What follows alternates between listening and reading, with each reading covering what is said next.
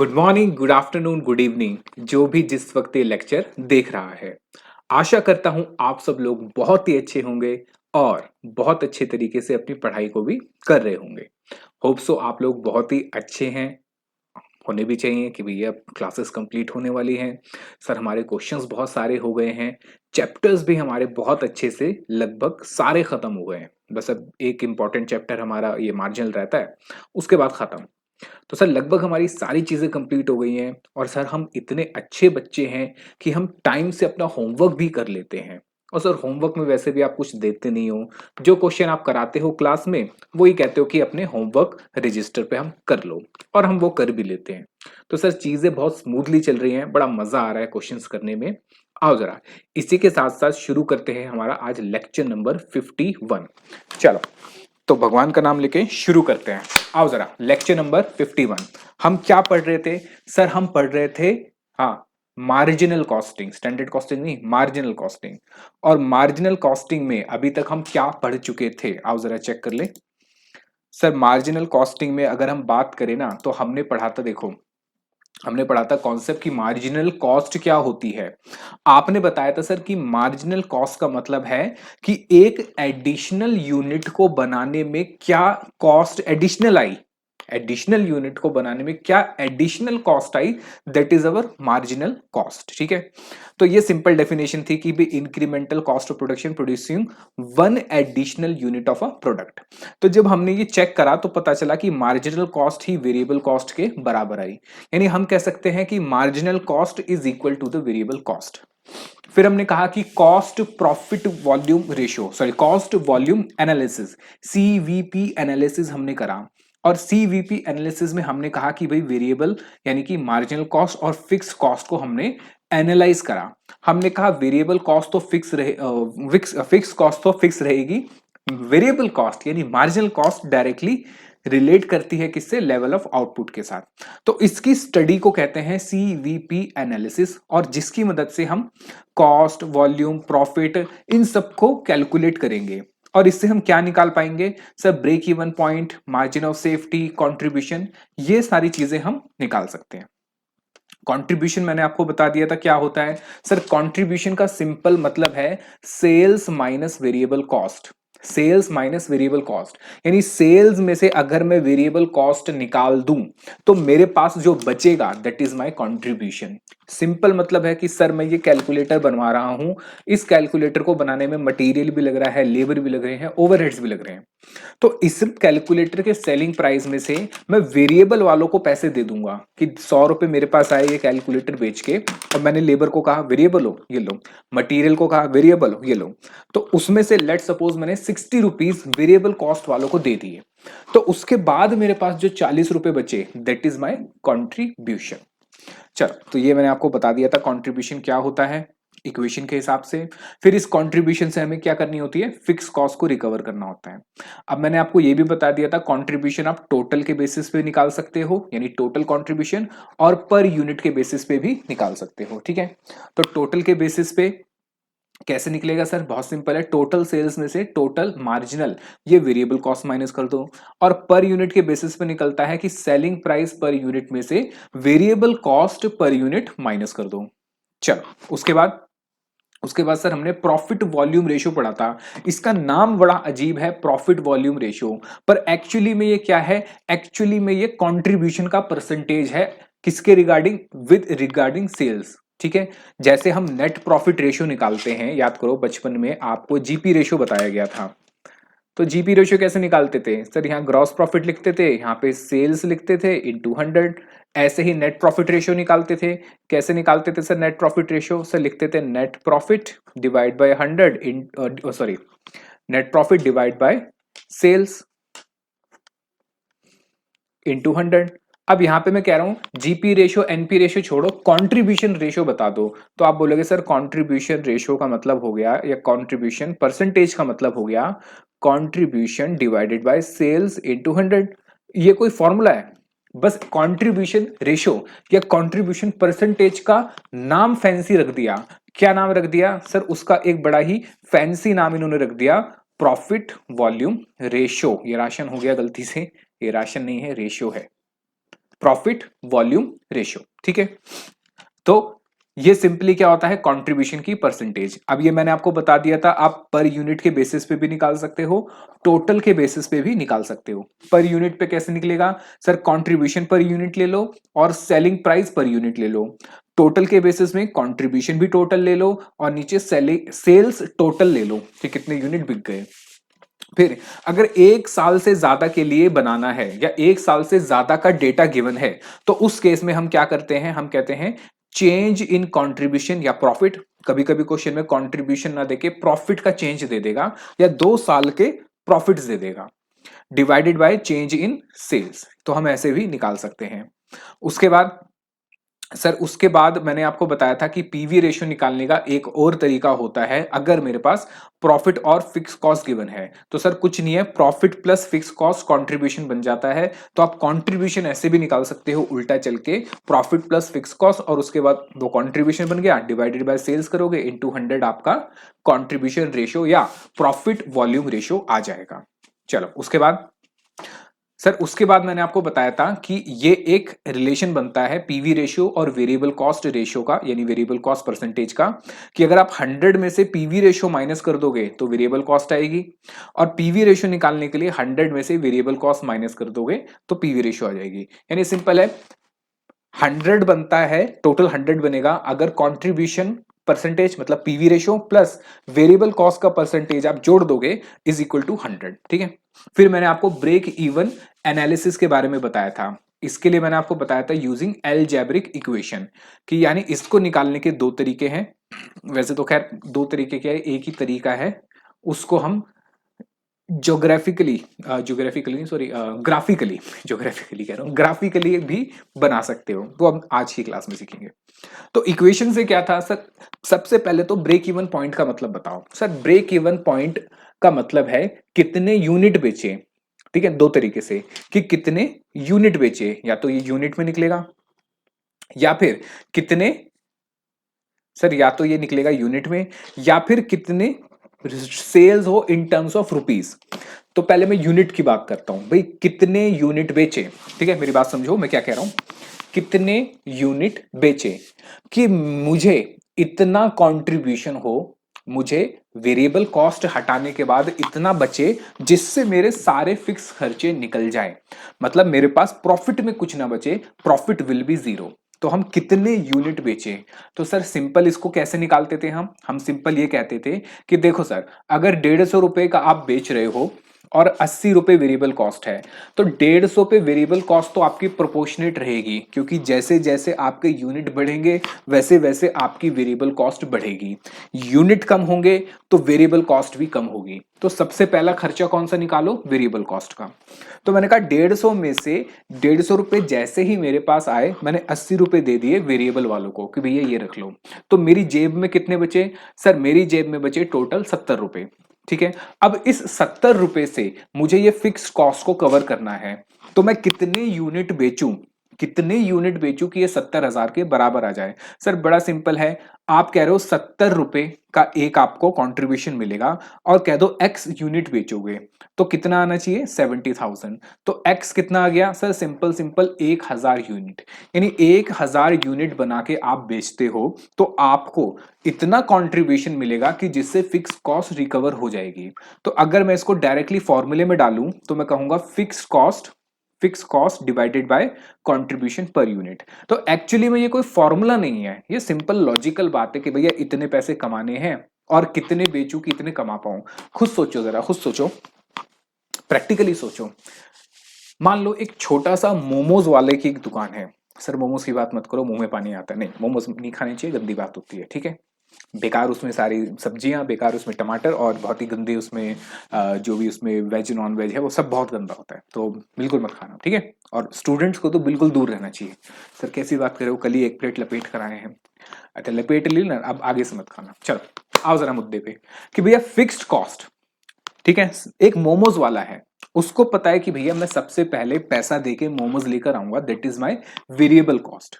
फिर मैं वहां जो ठेला मैंने लगा रखा है, वहां की एक फिक्स कॉस्ट है। ठीक है, वहां पे मुझे रेंट देना पड़ रहा है या कोई पुलिस वाला आए उसको दे दे, तो मतलब वो फिक्स कॉस्ट है, वो जाएगी जाएगी।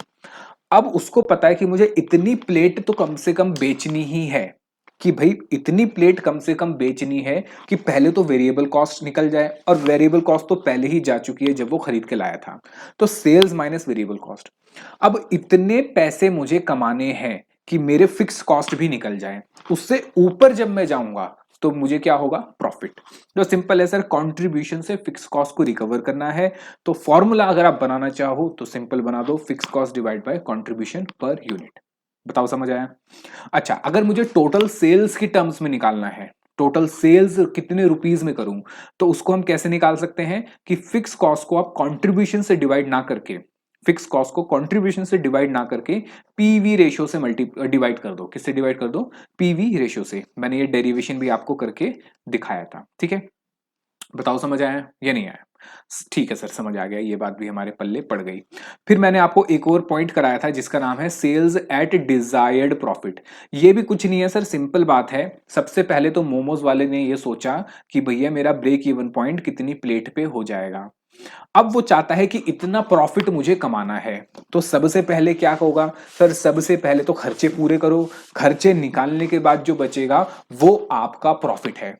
तो खर्चे कौन से हैं सर? सबसे पहले सेल्स में से वेरिएबल कॉस्ट निकालो, तो कंट्रीब्यूशन बच गया। अब इस कंट्रीब्यूशन से आपको टोटल फिक्स कॉस्ट रिकवर करनी है। इतनी प्लेट बेच दो कि फिक्स कॉस्ट सारी रिकवर हो जाए, उससे ऊपर जब आप बेचोगे तो आपका प्रॉफिट होगा।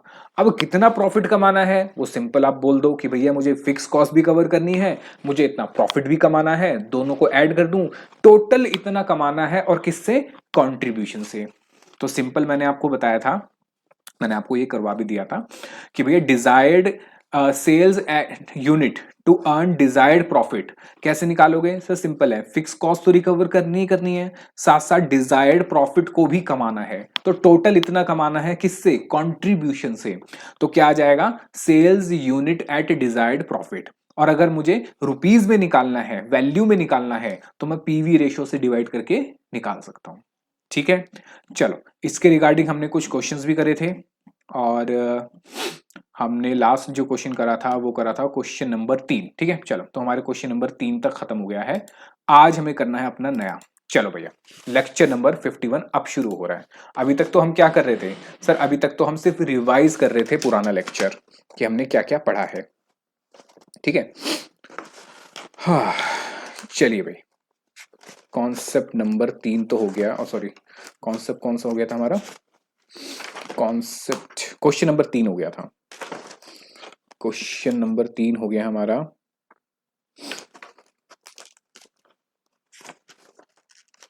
चल उसके बाद लिखो कॉन्सेप्ट नंबर 8। लिखो कॉन्सेप्ट नंबर 8। लिखो मार्जिन, सर मार्जिन बू नहीं, मार्जिन बू नहीं, मार्जिन ऑफ सेफ्टी। ठीक है, मुझे पता है बहुत लोगों को वो बात नहीं समझ आई होगी, हाँ, लेकिन जो ड्रैगन बॉल, जिन्होंने देखा है ड्रैगन बॉल या ड्रैगन बॉल जी, तो उनको पता होगा मार्जिन बू कौन है। ठीक है, चलो, लेकिन हम उस मार्जिन बू की बात नहीं कर रहे। लिखो इसमें, दिस मीन्स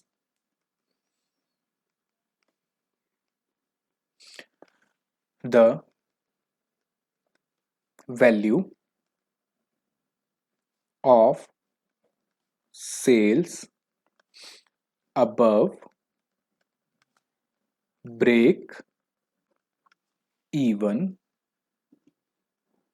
point। मतलब क्या? अरे भाई सिंपल है यार भाई, सबसे पहले तो आप सेल करोगे, उससे वेरिएबल कॉस्ट को रिकवर करोगे, क्या बचेगा हाथ में सर? बचेगा कंट्रीब्यूशन। अब इस कंट्रीब्यूशन से आपको क्या करना है सर? फिक्स कॉस्ट को रिकवर करना है। फिक्स कॉस्ट को रिकवर करने के बाद जो बचेगा प्रॉफिट। तो भाई ब्रेक इवन पॉइंट से, यानी ब्रेक इवन पॉइंट की सेल से आपने कितना ज्यादा बेचा, that is your margin of safety. Sir मतलब क्या है? अरे सिंपल है ना, देखो लिखो पहले मार्जिन, पहले लिखो फिर समझ आएगा, ऑफ सेफ्टी, कि भैया आपने कितना एक्चुअल बेचा। ठीक है, कितना आपने एक्चुअल में सेल्स करी, या आप इसको टोटल सेल्स भी कह सकते हो, माइनस ब्रेक इवन सेल्स। भैया ब्रेक इवन सेल से कितनी आपने ज्यादा सेल करी, that is your margin of safety. यानी सिंपल भाई, इसी पे तो प्रॉफिट कमाओगे। तो मार्जिन ऑफ सेफ्टी क्या है आपका, कि वो सेल जिस पे मैंने प्रॉफिट कमाया, बस। ठीक है, चलो एग्जाम्पल लिखो। ये लिख लिया, लिख लिया तो बड़ी अच्छी बात है। फिर लिखो एक एग्जाम्पल।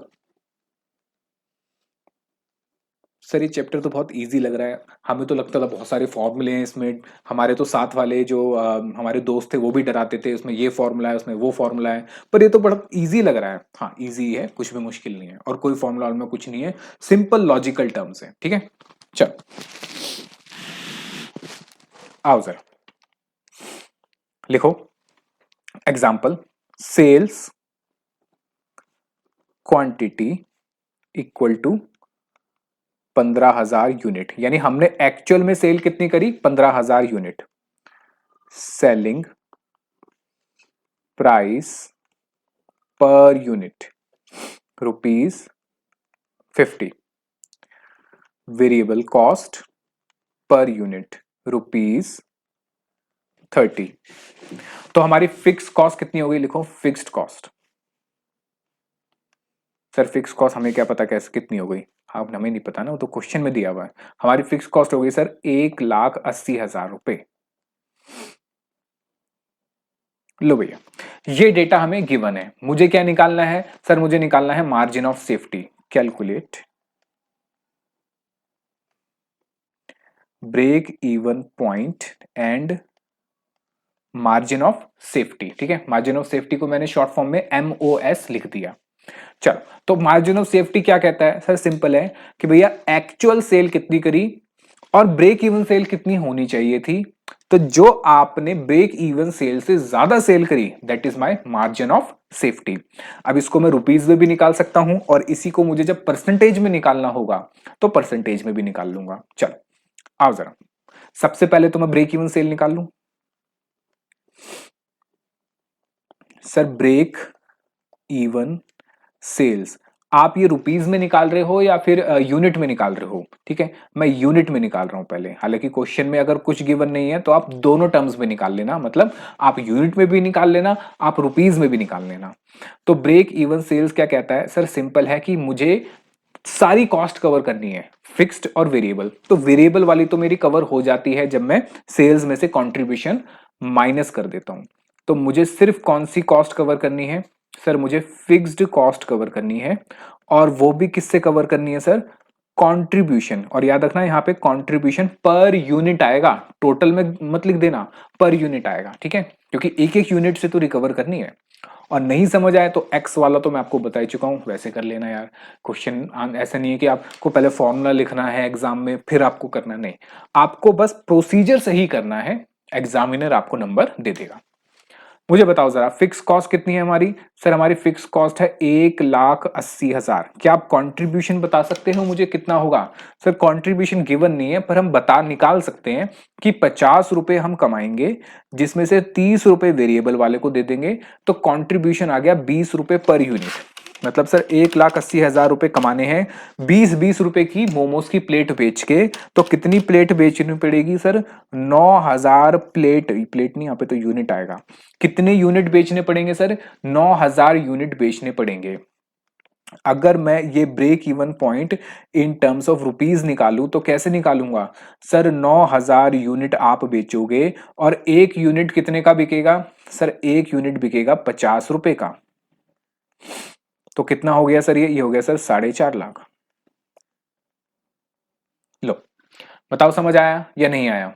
ये तो सर सिंपल था, ये तो हम पिछली क्लास में भी कर चुके थे, इसमें तो कोई दिक्कत वाली बात हमें नहीं लग रही है ना।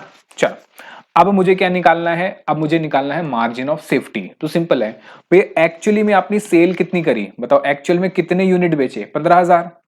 और ब्रेक इवन के लिए कितने यूनिट चाहिए, 9,000। कितने एडिशनल यूनिट बेचे सर, 6,000 एडिशनल यूनिट बेचे। ये है मेरा मार्जिन ऑफ सेफ्टी, यानी ब्रेक इवन के बाद मैं आगे चला गया, अब मैं सिक्योर हो गया, प्रॉफिट कमा रहा हूं, सेफ्टी पे आ गया, that is my margin of safety. ठीक है, जैसे कि जब हम एग्जाम करते हैं तो एग्जाम में हमें पता है कि भैया 40 नंबर लेकर आने हैं पास होने के लिए। मैं आपको लेकिन फिर भी बता दूं, ध्यान रखना, एक ग्रुप में, दोनों ग्रुप में की बात करते हैं, अगर आप एक एक ग्रुप करके दे रहे हो तो एक सब्जेक्ट में कम से कम 60 या 60 अबव आने चाहिए, तो वो ग्रुप क्लियर होगा आपका। यानी कि अगर आप हर सब्जेक्ट में 50-50 नंबर का आप अटेम्प्ट करते हो, या आपको लगता है कि 50 नंबर के मेरे आ जाएंगे, आप पास नहीं होगे। सर ऐसा क्यों? आईसीआई ने ऐसा कर रखा है, मैं अपने एक्सपीरियंस से बता रहा हूं, ऐसा होता है। अगर आप सिंगल सिंगल ग्रुप दे रहे हो, बोथ की बात नहीं है, अगर आप सिंगल ग्रुप दे रहे हो तो याद रखना कम से कम एक सब्जेक्ट में तो 60 अबव आने ही चाहिए, अगर आपको वो ग्रुप क्लियर करना है। और अगर बोथ ग्रुप दे रहे हो तो 50-55 पे भी चल जाएगा, ठीक है। तो जब हम एग्जाम करते हैं और जब 60 नंबर का अटेम्प्ट कर लेते हैं, तो मुझे पता है कि मेरा ब्रेक इवन तो 40 पे हो गया, कि 40 पे ना तो मतलब 40 पे मुझे फेल नहीं करेंगे। लेकिन पता है कि यार 40 का करा है तो कुछ नंबर कट सकते हैं, तो 40 से कम हो गए तो ये लुढ़का देंगे। अब मैंने 60 का अटेम्प्ट कर लिया और मुझे लगता है कि मेरा सही अटेम्प्ट है 60 का, तो मैं मार्जिन ऑफ सेफ्टी पे आ गया, यानी ब्रेक इवन 40 से ऊपर चला गया। तो सिंपल है, अगर मैं बात करूं कि सर मार्जिन ऑफ सेफ्टी ही है, तो ये क्या है? टोटल सेल या एक्चुअल सेल। पहले मैं यूनिट में निकालता हूं इसको, क्योंकि क्वेश्चन में कुछ गिवन नहीं है, तो मैं पहले यूनिट में निकालूंगा फिर रुपीज में निकाल लूंगा, ठीक है। देखो, margin of safety in terms of units, बताओ कितना है? सर हमने एक्चुअल में सेल करी 15,000, ठीक है, और ब्रेक इवन के लिए कितनी सेल चाहिए? 9,000। कितनी एडिशनल सेल कर दी हमने? 6,000 units. That is my margin of safety in terms of units. और अगर मुझे इसको रुपीज में निकालना हो तो मैं कैसे निकालूंगा? सर सिंपल है, margin of safety in terms of rupees. कैसे निकालूंगा बताओ? सर मुझे एक्चुअल में कितनी सेल हुई? सर एक्चुअल में तो 15,000 यूनिट बिके, और एक यूनिट कितने का है? सर एक यूनिट है 50 रुपए का। ये तो हो गई मेरी एक्चुअल सेल या टोटल सेल। मेरी ब्रेक इवन सेल कितनी है? सर अभी निकाला आपने 4.5 लाख। तो ये हो गया सर 15,000 इंटू 50, ये हो गया सर 7.5 लाख। यानी आपने एक्चुअल में तो सामान बेच दिया 7.5 लाख का, जबकि आपको 4.5 लाख पे नो प्रॉफिट नो लॉस पे आ गए। तो मतलब आपने मार्जिन ऑफ सेफ्टी कितना कमा लिया? 3 लाख रुपए, ये रुपीज में। लो भैया, ये हो गया। यहां तक किसी को कोई परेशानी, कोई सवाल? लिख लो इसको।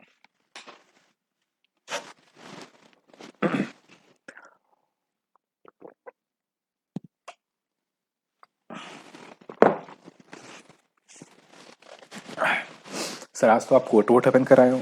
हाँ, ऐसे रखा हुआ था पहन लिया, मिल जाता तो पहन लेते हैं, नहीं मिलता तो टाई नहीं लगाई आज, ठीक है। टाई वैसे भी मुझे अच्छी नहीं लगती, पर ये क्लास के लिए ना टाई लगानी पड़ती है। अब तो खैर आप मुझे जज नहीं करोगे, यहाँ तक आते हुए शुरू में जज करते हैं कि ये टीचर ने कैसा कोट पहना हुआ है, इसने कैसी शक्ल बना रखी है, इसका क्या कहते हैं कोट कैसा है, और इसका बात करने का तरीका कैसा है, ये सब हम जज करते हैं, ठीक है। अब तक तो आपको आदत हो गई होगी। आओ चलो, ये हो गया हमारा। अच्छा लिखो आगे, लिखो now we can calculate margin of safety percentage with respect to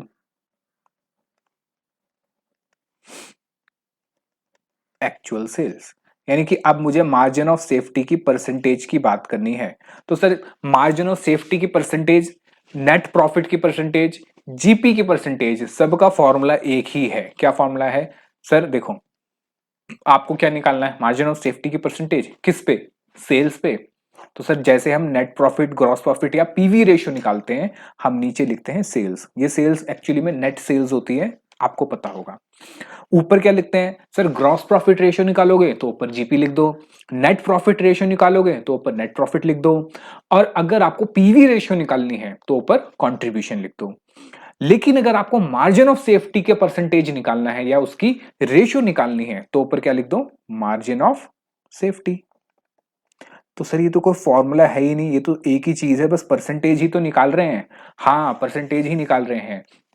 पर आपको ही बताया जाता है अरे ये फॉर्मूले हैं, वो फॉर्मूले हैं, रट्टा लगाना पड़ेगा। अरे फॉर्मूला कुछ भी नहीं है यार, लॉजिकली बात करो, कितना परसेंट बनता है बस वो है। यानी मैं सिंपल अगर कहूं, मैं कहूं कि margin of safety total sale का कितना प्रतिशत है, margin of safety total sale का कितना परसेंट है, वो निकालना है बस खाली। तो मैं कहूंगा कि सर हमारी कुल मिला के जो एक्चुअल सेल है वो 7.5 लाख रुपए है, और इस 7.5 लाख पे मेरा मार्जिन है 4.5 लाख, मतलब मार्जिन ऑफ सेफ्टी। इसी को अगर मैं परसेंटेज की फॉर्म में कर दूं तो ये हो जाएगा सर हमारा 6%, 6 नहीं, 6 कैसे आ गया भाई सर, 4.5 लाख नहीं था, ये 3 लाख है, मार्जिन ऑफ सेफ्टी 3 लाख है। तो ये हो जाएगा 40%। यानी कि अगर मैं एक्चुअल सेल का 40% निकालता हूं, एक्चुअल सेल का 40% निकालता हूं तो क्या आएगा, मार्जिन ऑफ सेफ्टी की सेल्स, बस खत्म। क्या ये आपको समझ आया या नहीं आया? हाँ सर समझ आ गया, आ गया ना समझ? चल लिखो इसको।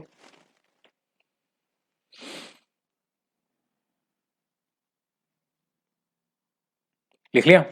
हाँ सर, लिखो आगे। Note,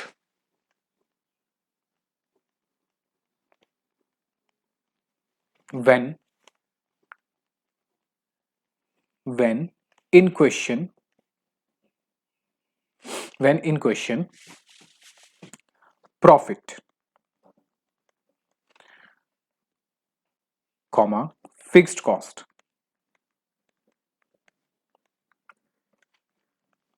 and contribution, when in question profit, fixed cost and contribution is given, contribution is given। यानी कि हमें क्वेश्चन में प्रॉफिट गिवन होगा, फिक्स कॉस्ट गिवन होगा और कंट्रीब्यूशन गिवन होगा। अब मुझे बताओ, मुझे मार्जिन ऑफ सेफ्टी निकालने के लिए क्या चाहिए? सर मुझे मार्जिन ऑफ सेफ्टी निकालने के लिए चाहिए एक तो कितनी सेल करी एक्चुअल, और कितनी ब्रेक इवन सेल करनी चाहिए थी, यानी actual sale minus break even sale, that is my margin of safety. लेकिन क्वेश्चन में अगर आपको एक्चुअल सेल गिवन ना हो, ब्रेक इवन सेल गिवन ना हो, उसकी रेदर आपको प्रॉफिट गिवन है, फिक्स कॉस्ट गिवन है और कंट्रीब्यूशन गिवन है, तो कैसे करोगे? तो लिखो, तो उस केस में हम निकालेंगे MOS, कैसे? Percentage profit. इस प्रॉफिट को हम EBIT भी कह सकते हैं। सर EBIT क्या है? EBIT होता है earnings before interest and tax, ये आप फाइनेंस में पढ़ोगे, ठीक है? Earning before interest and tax divided by contribution, ये टोटल कंट्रीब्यूशन होगा, इनटू 100। ऐसे करके भी आप निकाल सकते हो। सर ये क्या है, ये कुछ समझ नहीं आया, आपने लिखवा तो दिया पर इसका मतलब क्या है? चल पहले ये लिख लो, फिर मैं इसकी मीनिंग समझाता हूं आपको। देखो जरा, मैं अगर आपसे ये कहूं कि सर मार्जिन ऑफ सेफ्टी की परसेंटेज ये कैसे निकलती है? सर ये निकलती है actual sales minus break even point sales divided by actual sales into 100। क्या मैं सही हूं? हाँ सर ये तो सही है कि एक्चुअल सेल में से ब्रेक इवन सेल माइनस करते हो तो मार्जिन ऑफ सेफ्टी की सेल्स आती है, डिवाइडेड कर दोगे एक्चुअल सेल से इनटू 100 तो ये मार्जिन ऑफ सेफ्टी का परसेंटेज बन जाता है। इसमें कोई रॉकेट साइंस नहीं है सर, बहुत इजी बात है ना? इजी बात। हाँ अब सर, अब क्या, अब मैं आपसे कहता हूं multiply and divide by PV ratio.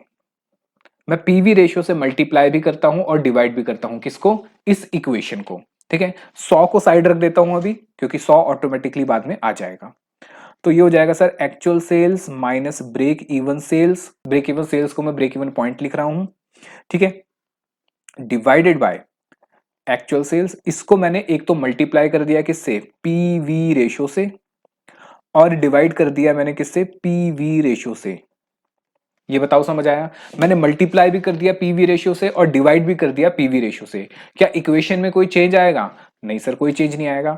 अब मल्टीप्लाई कर दो, ये ब्रैकेट हो गया, एक बार इससे मल्टीप्लाई और एक बार इससे, तो ये हो जाएगा सर, ये हो जाएगा actual sales multiply by PV ratio, बिल्कुल ठीक, minus break even point sales multiply by PV ratio, और नीचे आ जाएगा सर हमारा, नीचे क्या आ जाएगा, actual sales multiply by PV ratio. बिल्कुल सर ठीक, इसमें यहां तक हमें कोई दिक्कत नहीं है। अच्छा, ये लिख लिया। अब सर हमें पता है क्या पता है, हमें ये पता है कि एक्चुअल सेल पे अगर पीवी रेशियो अप्लाई करा जाता है तो पीवी रेशियो कुछ नहीं है, पीवी रेशियो कंट्रीब्यूशन का परसेंटेज है, यानी कि इतना परसेंट सेल का क्या है, कंट्रीब्यूशन। तो अगर मैं एक्चुअल सेल को मल्टीप्लाई कर दूं पीवी रेशियो से, तो क्या आएगा सर, ये आता है कंट्रीब्यूशन। क्या आता है, कंट्रीब्यूशन। तो सर एक्चुअल सेल जब पीवी रेशियो से मल्टीप्लाई होती है, दैट इज माय कंट्रीब्यूशन। ये बताओ बात समझ आई या नहीं आई? ठीक है। और सर अगर ब्रेक इवन पॉइंट को पीवी रेशियो से मल्टीप्लाई करते हैं, सर ब्रेक इवन पॉइंट को अगर मैं पीवी रेशियो से मल्टीप्लाई करता हूं, तो ये आता है मेरा फिक्स्ड कॉस्ट। क्या आता है मेरा, फिक्स्ड कॉस्ट। सर ये कैसे आ गया? चलो ये तो समझ आ गया कंट्रीब्यूशन, कि सेल्स को अगर मैं कंट्रीब्यूशन की परसेंटेज यानी पीवी रेशियो से मल्टीप्लाई करूं तो कंट्रीब्यूशन आएगा, लेकिन ब्रेक इवन पॉइंट को अगर मैं पीवी रेशियो से मल्टीप्लाई करूं तो फिक्स कॉस्ट कैसे आ गया, अभी बताता हूं। अच्छा, नीचे भी क्या आ गया सर, नीचे भी आ गया कंट्रीब्यूशन। ठीक है, सबसे पहले तो ये जो स्टार बनाया है, इस स्टार के बाजू में लिख दो यहां पे EBIT, इसका मतलब होता है earnings before interest and taxes. ठीक है, प्रॉफिट आप पढ़ोगे कॉस्टिंग में, उसी को अलग नाम दे देते हैं EBIT, कहां, फाइनेंस में, तो वो आप वहां पढ़ोगे FM में। ठीक है, ये हो गया। अब लिखो, यहां पे एक डालो स्टार नंबर 1 और यहां डालो star number 2, star number 1 equal to,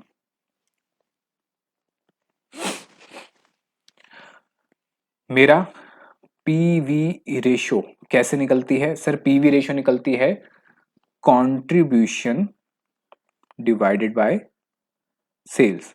अब मुझे एक बार बताओ, अगर मैं सेल्स को यहां मल्टीप्लाई कर दूं, पीवी रेशो, सेल्स को अगर मैं यहां ले जाऊं मल्टीप्लाई सेल्स, तो ये किसके बराबर आ जाएगा सर, ये बराबर आ जाएगा कंट्रीब्यूशन के।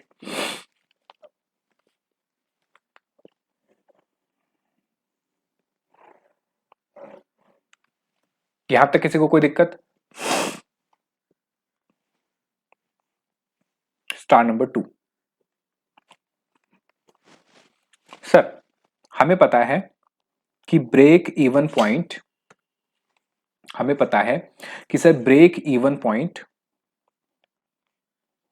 इन टर्म्स ऑफ रुपीज ये कैसे निकलता है सर, ये निकलता है fix cost divided by PV ratio. हाँ सर, ये हमने पढ़ा था कि fix cost divide by PV ratio निकलता है। अब मुझे बताओ, अगर मैं पीवी रेशो यहां ले जाऊं तो ये हो जाएगा सर ब्रेक इवन, ये जीरो को क्या, बी को पता नहीं क्या बना देता है, break even point into PV ratio. ये किसके बराबर आ गया सर, फिक्स कॉस्ट के। तो यही तो मैंने भी लिखा कि भैया अगर ब्रेक इवन पॉइंट को इन टर्म्स ऑफ रुपीज मैं मल्टीप्लाई करता हूं किससे, पीवी रेशो से, तो क्या आ जाएगा ये मेरा फिक्स कॉस्ट। तो मैंने बस यही तो अप्लाई करा। बताओ समझ आया या नहीं आया? तो स्टार नंबर 1, स्टार नंबर 2 ये हमने समझा दिया कि सर ये कंट्रीब्यूशन कैसे बना और ये फिक्स कॉस्ट कैसे बना। ठीक है, क्या ये आपने लिख लिया? नहीं लिखा तो लिख लो।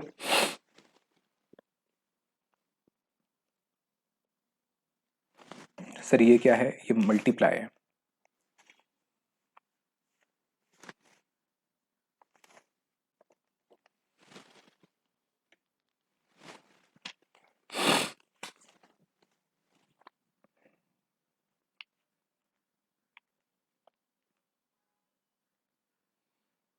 लिख लिया?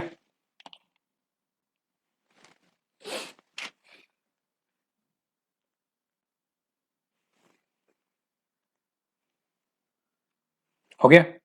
चल, अब इस पे आ जाओ इक्वेशन पे अपनी वापस।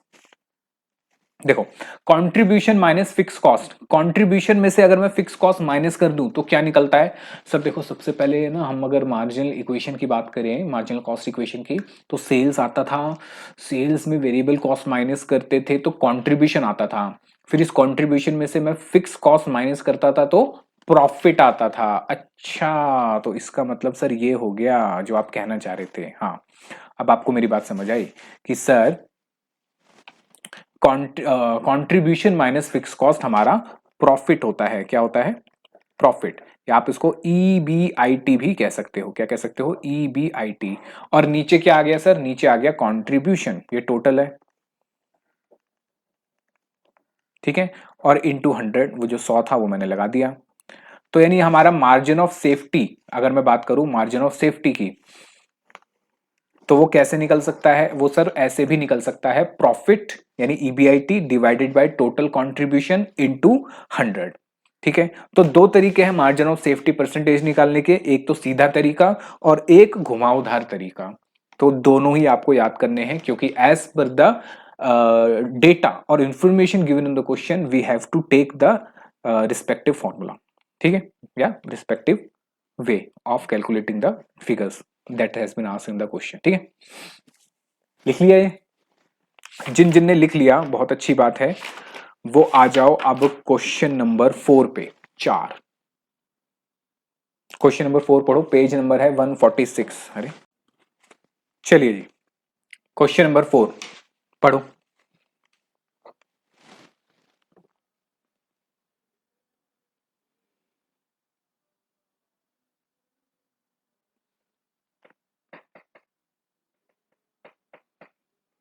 पढ़ लिया?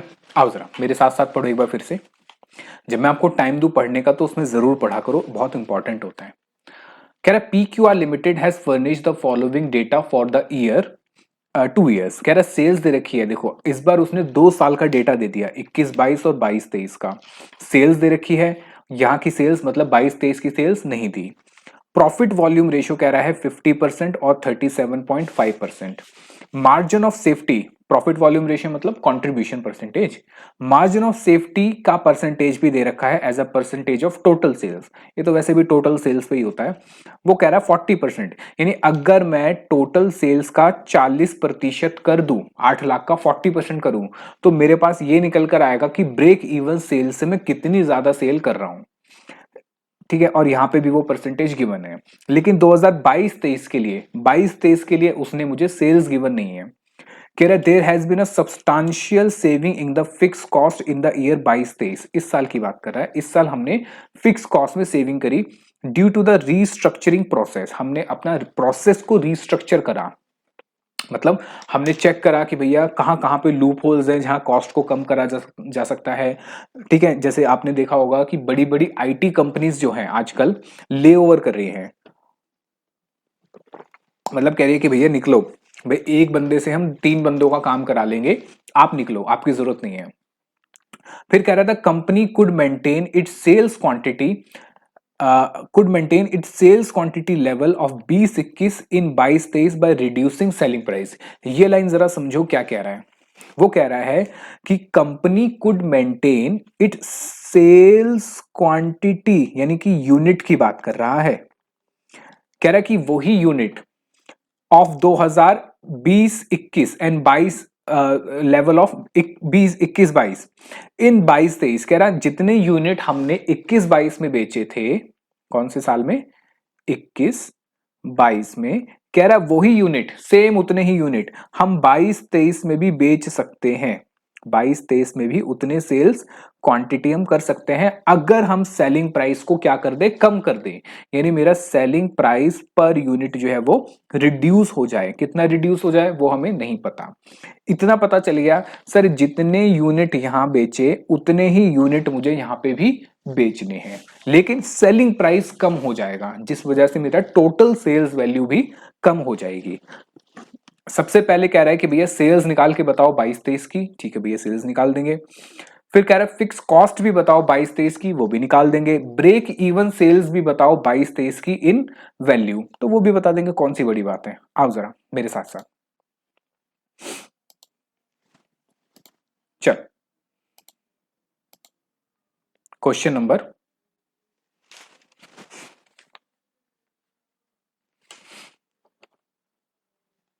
4, पेज नंबर 146। लिखो, हमें गिवन क्या है बताओ जरा। सर हमें अगर मैं बात करूं तो मुझे गिवन है पीवी रेशो। ये क्या बन गया भैया, डायमंड क्यों बना दिया इसने। पीवी रेशो हमें गिवन है, बताओ कितनी गिवन है पीवी रेशो। सर हमें पीवी रेशो गिवन है, दोनों साल में पीवी रेशो गिवन है, बताओ कितनी गिवन है। सर 50% और 37.5। अब जरा समझो, क्या मैं इस डेटा को लेके चल सकता हूं, क्योंकि मुझे परसेंटेज गिवन है, और परसेंटेज किस पे अप्लाई होगी सर, इसकी परसेंटेज भी सेल्स पे अप्लाई होती है और इसकी परसेंटेज भी सेल्स पे अप्लाई होती है। तो मैं इस डेटा को तो लेके चल ही नहीं सकता, क्योंकि मुझे यहां पे सेल्स गिवन नहीं है। मुझे गिवन क्या है सर, मुझे 21-22 की सेल गिवन है, तो मैं ये वाला डेटा लेके चलता हूं, ठीक है। चल, तो सर मुझे पीवी रेशो जो गिवन है कब की, 21-22 की, वो गिवन है 50%, ठीक है। चलो, तो इसका मतलब ये हुआ सर, इसका मतलब ये हुआ कि मेरी वेरिएबल कॉस्ट रेशियो कितनी आ गई। सर अगर 50% आपकी कंट्रीब्यूशन है, पीवी रेशियो है, 50% कंट्रीब्यूशन या पीवी रेशियो है, तो 100 माइनस 50% अगर आप कर दोगे तो बाकी बचा हुआ क्या होगा आपका, वेरिएबल कॉस्ट। तो इसका मतलब सर आप ये कहना चाह रहे हो कि मेरी जो टोटल सेल मुझे गिवन है, कितनी गिवन है total sales. Sir total sales given है कौन से साल की, 21-22 की। वो गिवन है सर 8 लाख रुपए। इसमें से आप ये कहना चाह रहे हो कि 50% तो मेरा क्या हो गया, पीवी रेशो, यानी कि कंट्रीब्यूशन। कितना सर, 4 लाख। और बाकी मेरा 50% क्या हो गया सर, 50% आपका हो गया वेरिएबल कॉस्ट। वो भी कितना हो गया सर, सर वो भी हो गया हमारा 4 लाख। चल लिखो इसको साथ साथ मेरे।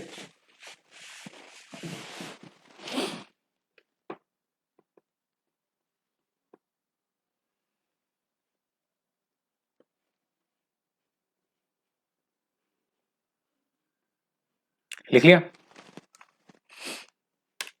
चल, अब क्या करना है मुझे। सर मैंने ये क्यों निकाला, मेरी बात समझो, ये मेरे किस काम का है, क्योंकि इसी से मैं सेल्स निकालूंगा कब की, 22-23 की। कैसे, समझो, देखो, लिखो लेट सेल्स, यानी रुपीस की बात हो रही है, sales value for 22-23 equal to rupees X. ठीक है, बात समझ आई। अब जरा समझो, अब जरा समझो, अगर मैं 22-23 की वेरिएबल कॉस्ट रेशियो निकालूंगा, कब की, 22-23 की, तो कैसे निकलती है सर, ये निकलती है सिंपल, आपकी variable cost divided by sales into 100। ऐसे निकलती है वेरिएबल कॉस्ट रेशियो, कि भैया सेल्स पे कितना आपका वेरिएबल कॉस्ट है, इनटू 100 कर दोगे तो वेरिएबल कॉस्ट रेशियो या परसेंटेज आ जाएगी। अब जरा समझो, मेरी बात समझो, हमारे पास वेरिएबल कॉस्ट रेशियो गिवन है क्या पिछले साल की, नहीं सर, पिछले साल की वेरिएबल कॉस्ट रेशियो गिवन नहीं है, लेकिन क्या गिवन है सर, पीवी रेशियो गिवन है।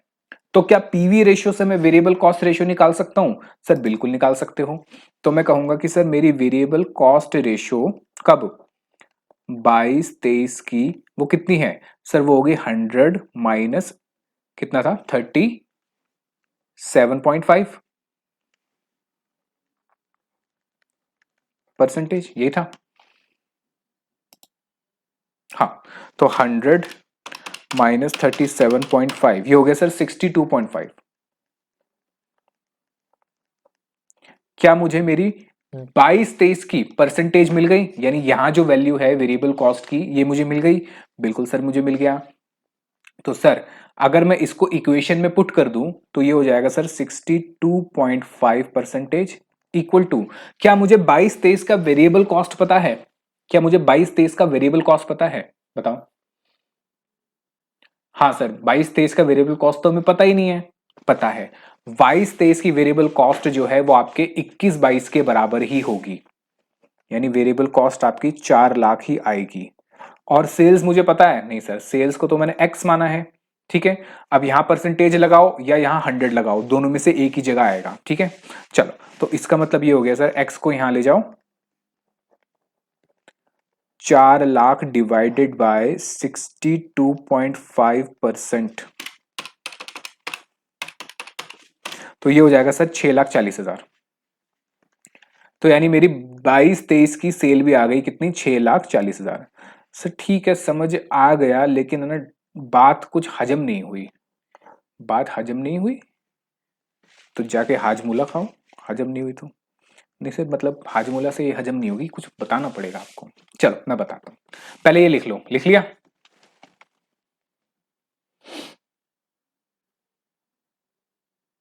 लिख लिया? चल, सबसे पहले एक डब्बा बनाओ इसके नीचे,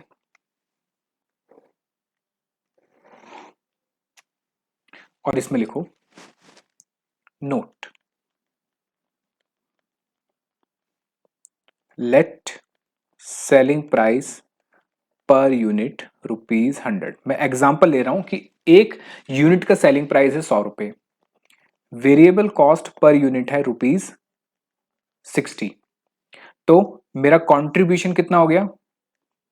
सर कंट्रीब्यूशन हो गया मेरा 40। ठीक है, अब मेरी बात समझो, मेरी बात समझो। मान लेते हैं ये है मेरा ईयर 1, एक ईयर 1 का डेटा है और दूसरा मेरे पास ईयर 2 का डेटा है।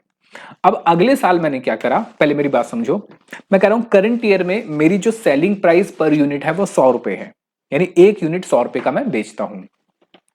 उस पे वेरिएबल कॉस्ट आती है, यानी लेबर को पैसे देता हूं, मटेरियल के पैसे देता हूं 60 रुपए। तो जेब में कितना बचता है कंट्रीब्यूशन का? 40 रुपए एक यूनिट पे। अब क्या हुआ अगले साल? अगले साल ठीक है, वही मोमोज वाला है हमारा ये। अगले साल ये कह रहा है यार 100 रुपए की प्लेट है ना, लोग है ना खरीद ही नहीं रहे, बहुत सारे मोमोज वाले आ गए हैं जो सस्ता बेच रहे हैं, तो मैं एक काम करता हूं इसका प्राइस जो है कम कर देता हूं। यानी अगले साल इसने क्या करा, ये 100 रुपए की जगह इसने इसको कर दिया 80 रुपए। बताओ 100 रुपए की जगह कितना कर दिया? 80 रुपए। क्या वेरिएबल कॉस्ट चेंज होगी या नहीं होगी? मेरा क्वेश्चन आपसे। पिछले साल वेरिएबल कॉस्ट कितनी थी? सर पिछले साल एक प्लेट पे वेरिएबल कॉस्ट थी, यानी मोमोज को खरीदने के जो चार्जेस थे, मोमोज मोमोज के, फिर लेबर के जो चार्जेस थे, कुल मिला के 60 रुपए बनते थे एक प्लेट के। और अब मैंने सेलिंग प्राइस कम कर दिया, यानी एक प्लेट मोमोज की 80 रुपए की बेच रहा हूं। तो जो मेरी वेरिएबल कॉस्ट है, यानी कि लेबर की कॉस्ट, मटेरियल की वेरिएबल कॉस्ट, क्या कम हो जाएगी या बढ़ जाएगी या उतनी ही रहेगी? जो जो बच्चे कह रहे हैं कि सर वेरिएबल कॉस्ट भी कम हो जाएगी वो हाथ उठाएं। हाँ सर वेरिएबल कॉस्ट कम हो जाएगी। अच्छा, जो बच्चे कह रहे हैं वेरिएबल कॉस्ट कम हो जाएगी वो हाथ उठाएं। सर कम हो जाएगी। और जो बच्चे कह रहे हैं कि नहीं सर पिछले बार भी 60 थी, अब भी 60 रहेगी, वो बच्चे हाथ उठाएं। तो मैं आपको बता दूं मेरे दोस्तों, जो तीसरे वाले बच्चे हैं जिन्होंने कहा कि variable cost will not be change, वो बिल्कुल सही कह रहे हैं। सर मतलब सिंपल समझो ना, देखो आपने अपने यहां से सेलिंग प्राइस को कम करा, तो जिससे आप खरीद रहे हो मटेरियल, क्या वो भी कम करेगा? वो ये कहेगा अच्छा तुम कम बेच रहे हो तो मैं भी तुम्हें कम में बेचूंगा? नहीं, वो तो सर उतने ही पैसे चार्ज करेगा। सर लेबर वाला जो जिसको मैंने वहां खड़ा कर रखा है, दिन के पैसे देता हूं या प्लेट के हिसाब से पैसे देता हूं, क्या मैं उसको ये कहूंगा देखो मैं कम में बेच रहा हूं तो अब तुम्हें पर प्लेट भी मैं कम पैसा दूंगा? नहीं सर, वो तो दिन के या पर प्लेट के हिसाब से जो भी पैसे अपने हैं वो लेगा। इसका मतलब ये हुआ sir, selling price can be controlled by the entrepreneur और द बिजनेसमैन, या फिर द बिजनेस। कि बिजनेस जो है वो सेलिंग प्राइस को तो कंट्रोल कर सकता है, चाहे वो 1 रुपए का बेचे, चाहे 0 का बेचे, चाहे 2,000 की प्लेट बेचे, कोई फर्क नहीं पड़ता। Variable cost will not change, variable cost change नहीं होगी। वेरिएबल कॉस्ट या तो बढ़ेगी या कम होगी, किस पे डिपेंड करता है? नंबर ऑफ यूनिट्स पे। Per unit variable cost change नहीं होगी अंटिल अनलेस आप उसमें कुछ एडिशन नहीं कर रहे। तो मैंने कुछ एडिशन नहीं करा, मैंने सिर्फ सेलिंग प्राइस घटाया, क्या मेरी वेरिएबल कॉस्ट कम होगी? नहीं सर। तो जो बच्चे कह रहे थे हाँ कम हो जाएगी वो गलत है, जो बच्चे कह रहे थे बढ़ जाएगी वो भी गलत है, और जिन मेरे दोस्तों ने कहा कि नहीं सर ये तो उतनी की उतनी ही रहेगी, वो बिल्कुल सही कह रहे हैं। ठीक है सर, 40 क्यों लिख दिया आपने? 60 होगा ना, उतनी की उतनी। हाँ अच्छा अच्छा अच्छा। तो ये हो गया कितना हमारा सर? ये हो गया हमारा 20। इसका मतलब ये हुआ मैंने अपना सेलिंग प्राइस कम करा, बात समझो, मैंने अपना जब सेलिंग प्राइस कम करा तो किस चीज में चेंजेस आए? बताओ किस किस चीज में चेंजेस आए? सर जो चेंज आया वो आया किस में? एक तो सेलिंग प्राइस पर यूनिट में चेंज आया, और दूसरा कंट्रीब्यूशन पर यूनिट में भी चेंज आ गया। किस में चेंज आ गया?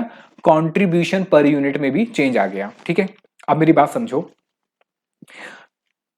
अगर मैं पीवी रेशो की बात करूं, पीवी रेशो,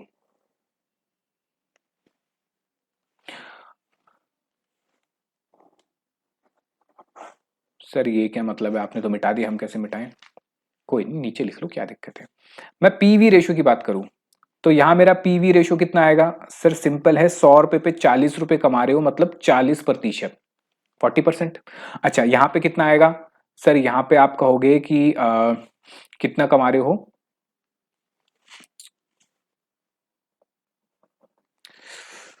कभी कभी है ना, पता नहीं क्या इसमें हो जाता है। हाँ यार, फ्लो टूट जाता सारा।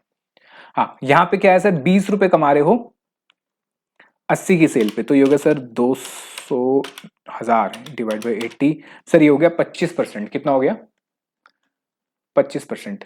चेक करो जरा, चेक करो, क्या पीवी रेशो बदल गई सेलिंग प्राइस चेंज होने की वजह से? यहां देखो मेरे दोस्तों, मेरे भाइयों, यहां देखो, जो भी आपका नाम है, विकास, अरुण और अमित, दिव्या, जो भी आपका नाम है, यहां देखो, मैंने पहले साल जब मेरा सेलिंग प्राइस 100 रुपए था तो मेरा पीवी रेशियो या कंट्रीब्यूशन रेशियो 40% था। मैंने सेलिंग प्राइस अपना कम कर दिया, कितना कम कर दिया सर? 20 रुपए से कम कर दिया। क्या मेरा पीवी रेशियो चेंज हो गया? क्या पीवी रेशियो चेंज हो गया? हाँ सर, पीवी रेशियो गिर गया, क्योंकि गिरना ही था। सेलिंग प्राइस कम होते ही वेरिएबल कॉस्ट तो वहीं रही, कंट्रीब्यूशन कम हुआ तो आपका पीवी रेशियो भी कम हो गया। बात समझ आई या नहीं आई? अब जरा देखो, मैं वेरिएबल कॉस्ट रेशियो की बात करता हूं। मेरे बताओ यहां पे वेरिएबल कॉस्ट कितना है? सर पीवी रेशियो 40 है, तो वेरिएबल कॉस्ट कितनी होगी आपकी? 60%। कितनी होगी? 60%। ठीक है। अच्छा, वेरिएबल कॉस्ट रेशियो की बात नहीं, वेरिएबल कॉस्ट टोटल की बात करते हैं, सॉरी।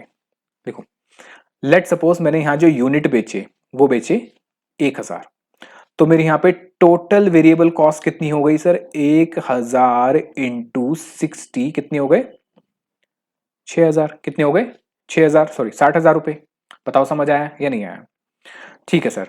वेरिएबल कॉस्ट रेशियो तो चेंज होगी क्योंकि यहां पे 40 है और यहां पे 75 हो जाएगी। ठीक है, लेकिन टोटल वेरिएबल कॉस्ट की बात करते हैं। टोटल वेरिएबल कॉस्ट, मैंने यहां भी कितने यूनिट बेचे? यूनिट तो मैंने यहां पे भी 1000 ही बेचे। कितने बेचे? 1000 बेचे। मैंने कम क्या करा? सेलिंग प्राइस को कम करा, पर यूनिट तो मैंने उतने ही बेचे। अब मेरा वेरिएबल कॉस्ट कितना होगा? सर वेरिएबल कॉस्ट होगा 60,000। यानी सर इतनी बात समझ आई, इतनी बात समझ आई, अगर मैं सेलिंग प्राइस को बढ़ा दूं या कम कर दूं तो उससे चेंजेस किस में आएंगे? सर एक तो चेंजेस आएगा पीवी रेशो में, ठीक है, आपका वेरिएबल कॉस्ट रेशियो में भी चेंज आएगा, पीवी चेंज होगा तो वेरिएबल कॉस्ट रेशियो भी चेंज होगा। लेकिन चेंज क्या नहीं होगा? Sir total variable cost change नहीं होगी। टोटल वेरिएबल कॉस्ट चेंज नहीं होगी, क्यों? क्योंकि सर आपका पर यूनिट जो है वो सेम रहेगा, और अगर आपने सेम यूनिट बेचे हैं, अगर आपने सेम यूनिट बेचे हैं तो आपकी टोटल वेरिएबल कॉस्ट भी सेम रहेगी। अच्छा, तो इसका मतलब ये हुआ सर, जैसे अभी आपने इस क्वेश्चन में ये कराया, क्या कराया मैंने देखो, पहले यहां लिख लो नोट। ये लिख लिया आपने? ये नहीं लिखा तो इसको लिखो, और लिखो साथ में note.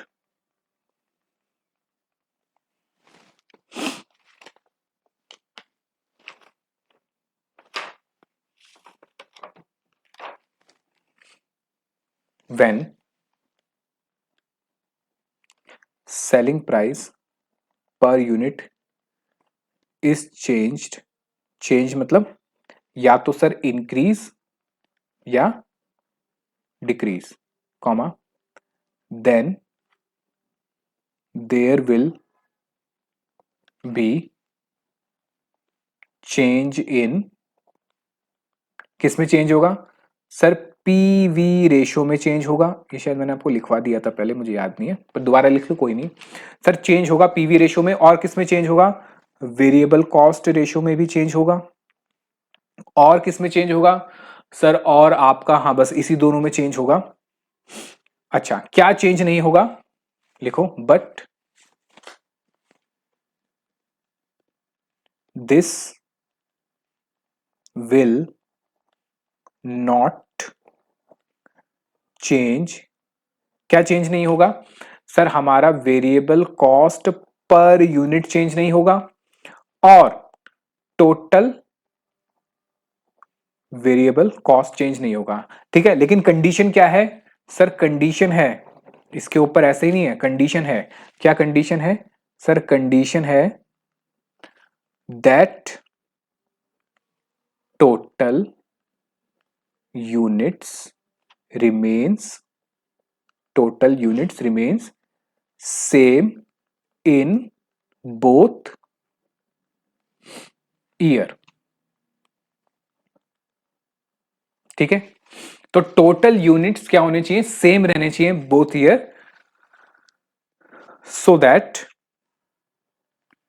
TVC will not change. तो हमारा टोटल वेरिएबल कॉस्ट चेंज नहीं होगा। क्या ये बात आपको समझ आई या नहीं आई? हाँ सर, बात समझ आ गई। क्या आपने ये बात लिख ली? हाँ सर, लिख भी ली। नहीं लिखी तो लिख लो फटाफट से, तब तक मैं पानी पी लूं।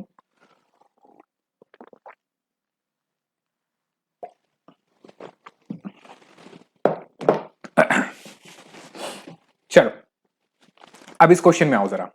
इस क्वेश्चन में क्या गिवन था, जरा बात समझो। पिछले साल की मेरी कंट्रीब्यूशन पीवी रेशो गिवन है कितनी, 50%।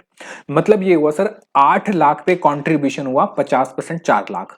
तो बाकी 4 लाख क्या है, बाकी 4 लाख मेरी वेरिएबल कॉस्ट है, क्योंकि sales minus variable cost is equal to contribution. तो मेरा वेरिएबल कॉस्ट पिछले साल का टोटल वेरिएबल कॉस्ट कितना हो गया सर, मेरा पिछले साल का टोटल वेरिएबल कॉस्ट हो गया 4 लाख।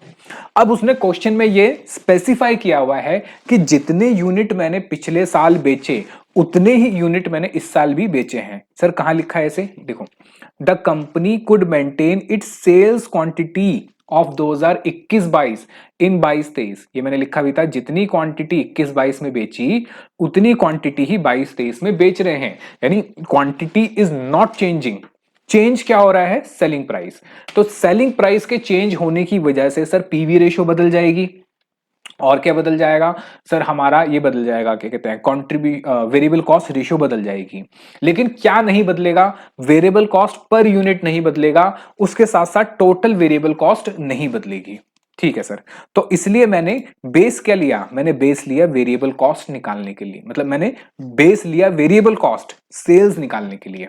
कहीं बच्चों के दिमाग में अगर ऐसा आ रहा हो, मेरी बात समझो जरा, कहीं सोचे कि सर हम वेरिएबल कॉस्ट की जगह पीवी रेशो को बेस लेके अगर हम करें, बात समझो, हम ऐसा क्यों ना करें, बताओ जरा, मेरा पीवी रेशो कितना है इस साल का सर, इस साल का पीवी रेशो है 37.5%।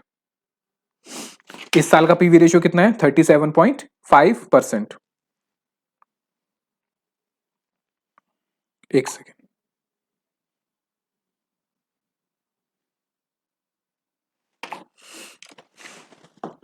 37.5%।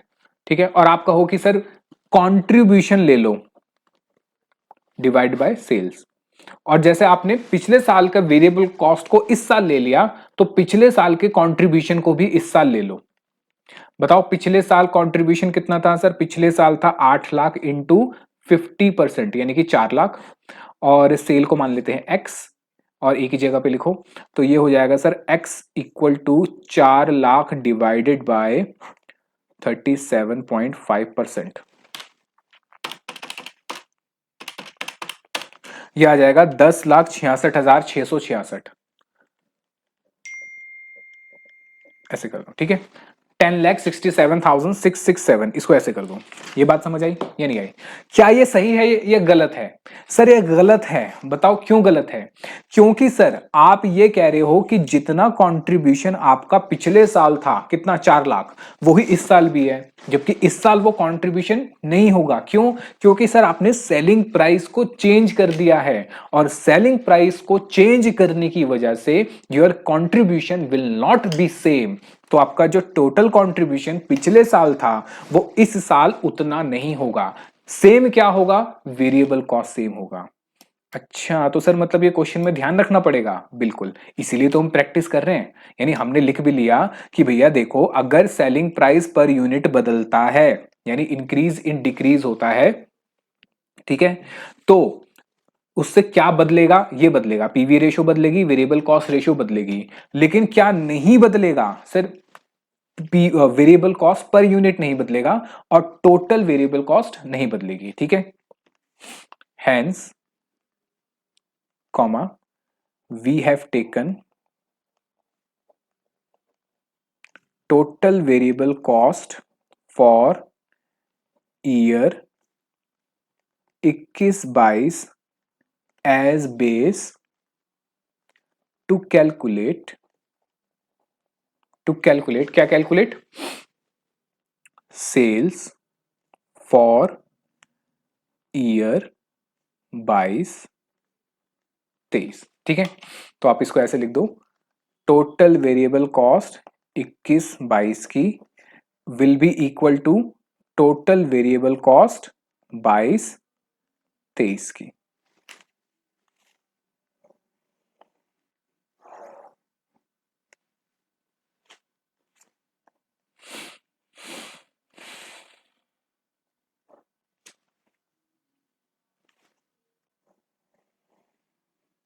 क्या ये बात समझ आई या नहीं आई?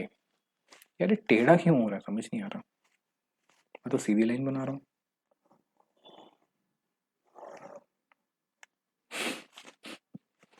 छोड़ो, चलो बताओ समझ आया या नहीं आया? बिल्कुल सर समझ आ गया। यानी कि हमने अपना पहला पॉइंट निकाल लिया, सेल्स फॉर 22-23 हमने निकाल ली। ठीक है, चलो, तो ये आ गया हमारा सर पॉइंट नंबर 1। कितनी आगे बताओ? सेल्स फॉर 22-23 कितनी आगे सर? ये आगे ₹6,40,000। यहां तक मुझे बताओ, किसी को कोई दिक्कत, कोई परेशानी? बताओ समझ आया? ठीक है सर। नेक्स्ट पॉइंट क्या था? सर अगला पॉइंट कह रहा है कि फिक्स कॉस्ट निकालनी है कब? 22-23 की। और फिक्स कॉस्ट चेंज हो रही है नहीं हो रही? सर फिक्स कॉस्ट चेंज हो रही है, क्योंकि उसने लिखा है यहां पे there has been substantially saving in the fixed cost for the year 22-23। तो जो मेरी फिक्स कॉस्ट पहले थी वो इस बार फिक्स कॉस्ट नहीं होगी। तो सर फिक्स कॉस्ट कैसे निकालूंगा? सर फिक्स कॉस्ट कैसे निकलेगी? क्या मैं पीवी रेशियो से फिक्स कॉस्ट निकाल सकता हूं? बताओ, क्या पीवी रेशियो से फिक्स कॉस्ट निकल सकती है? सर फिक्स्ड कॉस्ट और पीवी रेशियो का अगर मैं रिलेशन बनाऊं तो मैं जरा याद करूं, तो मैं ये कह सकता हूं कि फिक्स कॉस्ट और पीवी रेशियो का जो रिलेशन था वो ब्रेक इवन के ऊपर था। हाँ, वो ये था सर कि हमारा फिक्स कॉस्ट, या मैं कहूं जो हमारे रिलेशन था वो ये था कि सर ब्रेक इवन सेल्स जो है, ठीक है, इन टर्म्स ऑफ रुपीस, वो बराबर होता था fix cost divided by PV ratio.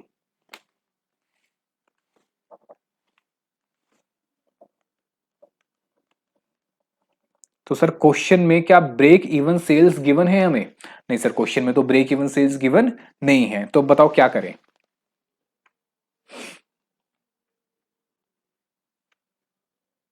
बताओ, क्या क्वेश्चन में ब्रेक इवन सेल्स गिवन है? नहीं गिवन तो क्या करें सर, इसको नहीं कर सकते, हम आते हैं अपने थर्ड पॉइंट पे, क्योंकि अभी मैं नहीं कर सकता इसको, मेरे पास ब्रेक इवन सेल्स नहीं है, फिक्स कॉस्ट भी नहीं है, दो वैल्यू गिवन है, तो मैं इस पे नहीं आ सकता, तो मैं इसको यहीं छोड़ता हूं और पॉइंट नंबर 3 की तरफ बढ़ता हूं। सर क्या एग्जाम में ऐसे कर सकते हैं? हाँ कर सकते हो, कोई दिक्कत नहीं है। सर क्या एग्जाम में ये सब लिखना जरूरी है? नहीं, एग्जाम में आपको सिर्फ क्वेश्चन सॉल्व करना है, ये तो हम अपनी प्रैक्टिस के लिए कर रहे हैं, ताकि कल को जब हम रिवीजन करें तो हमें याद रहे कि भाई सारी चीजें क्या थी। ठीक है, चल तो पॉइंट नंबर 3 पे आते हैं। पॉइंट नंबर 3 कह रहा है सर, क्या कह रहा है, ब्रेक इवन सेल्स की बात कर रहा है, तो भाई ब्रेक इवन सेल्स भी मैं नहीं निकाल सकता। अच्छा, मैं ये कह रहा हूं, मेरी बात समझो, कि मैं पीवी रेशियो को तो यूज नहीं कर सकता। अब मैं दूसरे की बात करता हूं, क्या मैं मार्जिन ऑफ सेफ्टी को यूज कर सकता हूं? आओ जरा मार्जिन ऑफ सेफ्टी को यूज करके देखते हैं। तो सर मुझे गिवन है मार्जिन ऑफ सेफ्टी, और वो भी कैसे गिवन है सर? मार्जिन ऑफ सेफ्टी जो है परसेंटेज में गिवन है, तो ये होता है सर एक्चुअल या total sales minus break even sales, और डिवाइडेड बाय सर सेल्स के ऊपर ही होगा, यानी कि एक्चुअल सेल्स या टोटल सेल्स इनटू 100। जरा देखो क्वेश्चन में क्या एक्चुअल सेल गिवन है? सर अभी तो निकाली हमने एक्चुअल सेल कितनी, 6,40,000। चलो, क्या मार्जिन ऑफ सेफ्टी का परसेंटेज भी गिवन है? हाँ सर ये भी गिवन है। कौन से साल का? सर हम निकाल रहे हैं 22-23 के लिए, फॉर 22-23। देखो जरा, बताओ जरा मेरा मार्जिन ऑफ सेफ्टी का परसेंटेज कितना है? सर यह है 21.875%, 21.875%। ठीक है, इक्वल टू एक्चुअल सेल पता है हमें? हाँ सर एक्चुअल सेल पता है 6,40,000। ब्रेक इवन सेल्स पता है हमें? नहीं सर ब्रेक इवन सेल्स हमें नहीं पता। एक्चुअल सेल पता है 6,40,000। या तो आप यहां परसेंटेज लगाओ या यहां पे 100 लगाओ, दोनों में से एक ही जगह आएगा, दोनों जगह नहीं आएगा। आई होप ये आपको पता होगा। तो 6,40,000 को मैं यहां ले जाता हूं, ये हो जाएगा sir 6,40,000 multiply by 21.875%, 1,40,000 equal to 6,40,000 minus break even sales. क्या मैं ब्रेक इवन सेल्स निकाल सकता हूं? बिल्कुल सर, इसको यहां ले जाओ, इसको यहां ले आओ, तो ये हो जाएगा sir break even point sales, ये हो जाएगा सर 6,40,000 माइनस 1,40,000, तो ये हो जाएगा सर हमारा कितना, 5 लाख। लो, तो ये इसने पूछा था पॉइंट नंबर 3, वो हमने निकाल दिया। ठीक है, उसने पूछा था ब्रेक इवन सेल्स 22-23 की, वो हमने निकाल दी रुपीस में। अब जरा देखो, जो हमने पॉइंट नंबर 2 छोड़ा हुआ था, ये लिख लिया, ये लिख लो पहले। और पॉइंट नंबर 2 जो हमने छोड़ा हुआ था वो देखो, इसमें क्या नहीं था मेरे पास? ब्रेक इवन सेल्स भी नहीं थी और फिक्स कॉस्ट भी नहीं थी। तो अब मुझे ब्रेक इवन सेल्स मिल गई, उससे मैं फिक्स कॉस्ट निकाल सकता हूं, है ना? बढ़िया है ना? आओ जरा, हाँ आओ जरा point number 2। Now we can calculate fix cost for year 22-23 using break even point of sales. ठीक है, बताओ जरा sir, break even point of sales कितना है मेरा? 5 लाख। ये किसके बराबर होता है सर? ये निकलता है fix cost divided by PV ratio, और मुझे 22-23 की पीवी रेशियो भी गिवन है। कितनी गिवन है सर? 37.5।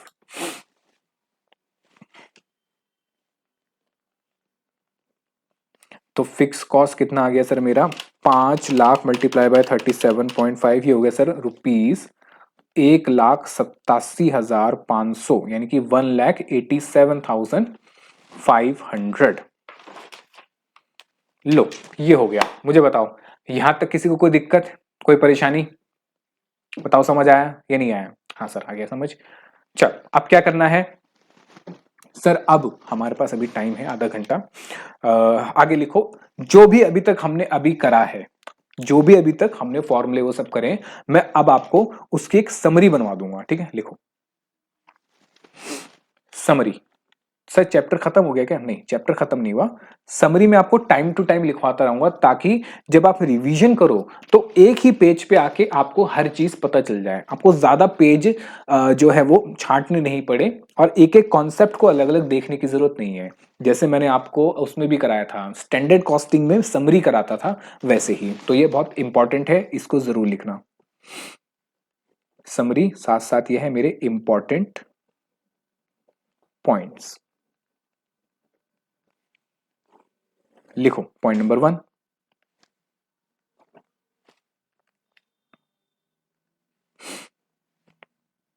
लिखो मार्जिनल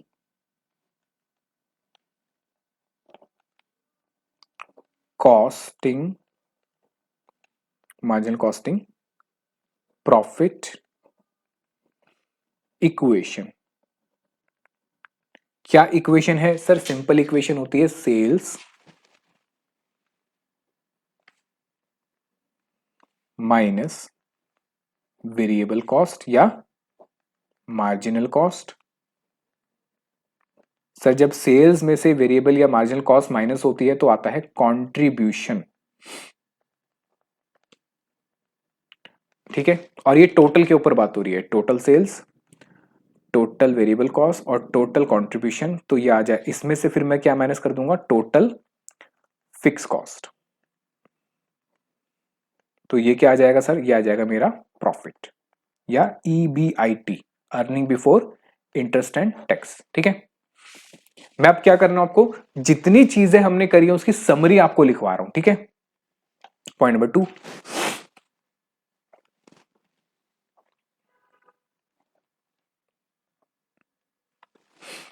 पॉइंट नंबर 2 से पहले लिखो by using above, by using above equation we can make relation। हम उसमें इनका एक रिलेशन बना सकते हैं। क्या बना सकते हैं? कि सर जो मेरी सेल्स वैल्यू है, सेल्स वैल्यू अगर मैं उल्टा चलूं, यानी अगर मुझे सेल्स वैल्यू निकालनी है तो मैं कह सकता हूं कंट्रीब्यूशन प्लस वेरिएबल कॉस्ट। मैं कह सकता हूं ये हो सकता है sir contribution plus total variable cost. क्या ये बात सही है? हाँ सर, ये बिल्कुल सही है, क्योंकि आपने क्या करा, आपने सेल्स में से वेरिएबल कॉस्ट निकाला, माइनस करा, तो कंट्रीब्यूशन आया। अगर कंट्रीब्यूशन में मैं वापस वेरिएबल कॉस्ट ऐड कर दूंगा, सेल आ जाएगी। तो सर ये तो सिंपल है, ये क्यों लिखवा रहे हो? लिख लो, क्योंकि है ना, याद नहीं रहता। अच्छा सर, फिक्स्ड कॉस्ट कैसे निकाल सकते हैं? दूसरे तरीका, अगर मैं उल्टा चलूं तो प्रॉफिट की मदद से, प्रॉफिट की मदद से मैं फिक्स कॉस्ट निकाल सकता हूं। मैं प्रॉफिट में अगर कंट्रीब्यूशन ऐड कर दूं, प्रॉफिट प्लस टोटल कंट्रीब्यूशन, तो मेरी टोटल फिक्स कॉस्ट आ जाएगी। बताओ यहां तक कोई दिक्कत? अब लिखो पॉइंट नंबर 2।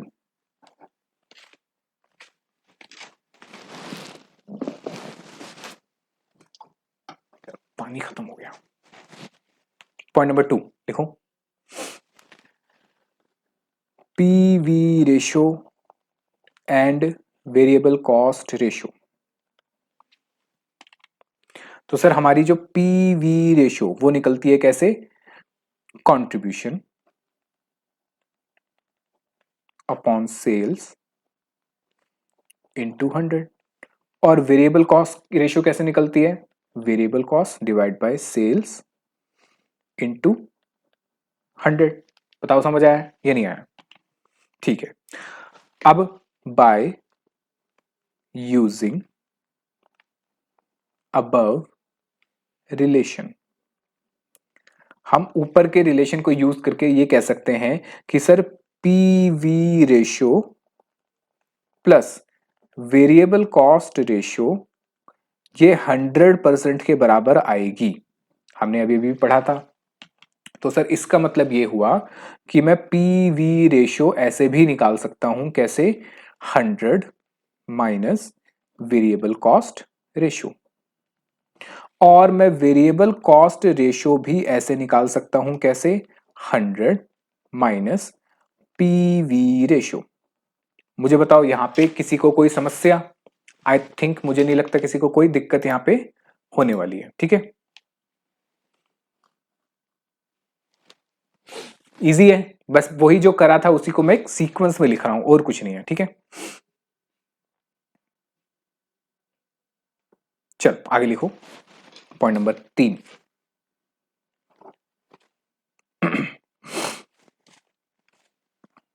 ब्रेक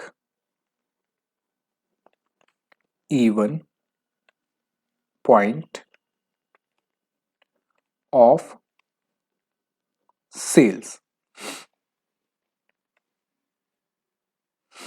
ठीक है, इसमें क्या होता है सर? इसमें होता है ब्रेक इवन पॉइंट। अगर मैं यूनिट्स की बात करूं तो मुझे क्या करना होता है सर? मुझे अपनी टोटल फिक्स्ड कॉस्ट से मतलब टोटल फिक्स्ड कॉस्ट को रिकवर करना होता है कंट्रीब्यूशन पर यूनिट से। ठीक है, और अगर मैं break even point in terms of sales value यानी रुपीज में निकालना चाहूं कि कितने रुपए की सेल हुई, तो मैं कहूंगा कि total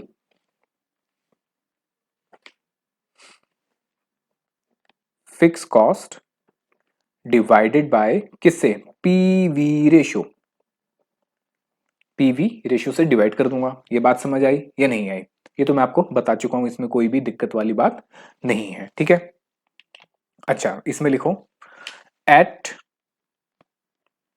break even point of sales total fixed cost will be equal to total contribution. जब मैं आपको लिखवा रहा होता हूं ना यहाँ पे नोट्स जो हम बनाते हैं, यहाँ पे नोट्स बनाने में आप शॉर्टकट्स मत लगाना कि लिख लिया इधर लिख लिया। जैसे जैसे मैं आपको नोट्स बनवा रहा हूं वैसे वैसे लिखना, क्योंकि बहुत इंपॉर्टेंट है। क्योंकि देखो सिंपल बात है, मुझे यहाँ पे सारी चीजें इसलिए लिखवानी होती हैं, इसलिए बतानी होती हैं, क्योंकि मैं आपसे इंटरैक्ट नहीं कर पा रहा हूं। एक कैमरे के थ्रू मैं आपको समझा पा रहा हूं और एक स्क्रीन के थ्रू आप मुझे देख रहे हो। तो आप डायरेक्टली मुझे नहीं देख रहे हो, आप लैपटॉप को देख रहे हो, आप मोबाइल को देख रहे हो, उसके थ्रू देख के आप कर रहे हो। तो आपका और मेरा एक रिलेशन जो है फेस टू फेस का, वो नहीं बन पाता। तो मुझे हर चीज को लिखवाना पड़ेगा और आपको भी हर चीज को लिखना पड़ेगा, क्योंकि कोई डाउट आपको ना रहे। और फिर भी अगर डाउट आता है तो मैं तो बैठा ही हूं, लेकिन मेरी रिस्पॉन्सिबिलिटी है कि मैं आपको हर एक चीज सही तरीके से कराऊं, और आपकी रिस्पॉन्सिबिलिटी है कि आप हर एक चीज को सही तरीके से लिखो, ताकि बाद में आपको तो मैं सीधी बताऊं क्या होता है, हमारे दिमाग में रहता है अच्छा डेढ़ डेढ़ वॉच है, दो डेढ़ टाइम्स का वॉच है, 2 टाइम्स का वॉच है, अनलिमिटेड वॉच है, आराम से देख लेंगे। नहीं, डिसिप्लिन बहुत जरूरी है। जब भी आप जीडीपीडी पे या ऑनलाइन क्लासेस आप देख रहे हैं या लाइव एट होम भी है, डिसिप्लिन मेंटेन करना बहुत जरूरी है। आपको बिल्कुल ये मान के चलना पड़ेगा कि आप क्लास में बैठे हो, आपको कोई डिस्ट्रैक्शन नहीं होनी चाहिए, ना मोबाइल फोन, ना टीवी, ना कोई दोस्त, सब कुछ। जब 3 साढ़े 3 घंटे की क्लास होगी वहां पे आपको बिल्कुल अटेंटिव होके बैठना है। और मैं पूरी कोशिश करता हूं कि मैं अपने दोस्तों को, अपनी भाइयों को, अपनी बहनों को बहुत अच्छे तरीके से और अटेंटिव तरीके से करा सकूं। लेकिन आपको भी थोड़ा सा मेहनत करनी पड़ेगी, क्योंकि फेस टू फेस में तो बड़ा मजा आता है पढ़ाने में।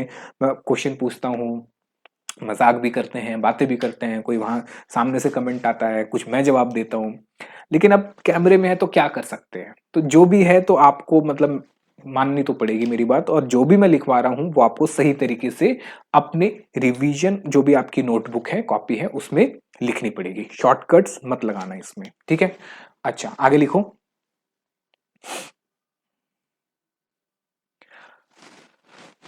लिखो, जब क्वेश्चन में पीवी रेशो गिवन हो तो हम डायरेक्टली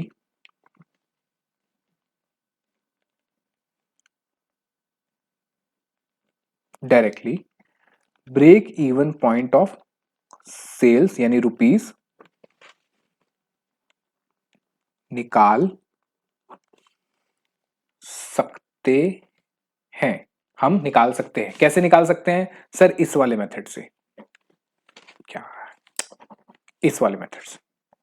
ठीक है, चल लिखो आगे। ऑल्सो फिक्स कॉस्ट अगर मुझे निकालनी हो, अगर मुझे टोटल फिक्स कॉस्ट निकालनी हो और मुझे ब्रेक इवन पॉइंट गिवन है, तो मैं कह सकता हूं break even point of sales into PV ratio.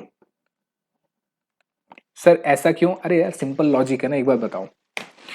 Break even point of sale से अगर मैं पीवी रेशो मल्टीप्लाई करता हूं, या मैं कहूं कि अगर मैं कोई भी सेल्स से, कोई भी सेल्स से पीवी रेशो मल्टीप्लाई करता हूं, तो वो क्या बन जाता है सर? वो बन जाता है कंट्रीब्यूशन। तो अगर मैं इसको यहां मल्टीप्लाई करता हूं, अगर मैं ब्रेक इवन पॉइंट को पीवी रेशियो से मल्टीप्लाई करता हूं, तो ये क्या बन जाएगा सर? ये बन जाएगा मेरा टोटल कंट्रीब्यूशन। और ब्रेक इवन पॉइंट पे, ब्रेक इवन पॉइंट पे total fixed cost will be equal to total contribution. Simple है, तो यही तो है, और क्या है। ठीक है, चलो पॉइंट नंबर 4 लिखो। Sales quantity and value at desired profit. लिखो। मतलब टोटल फिक्स्ड कॉस्ट से कितना ज्यादा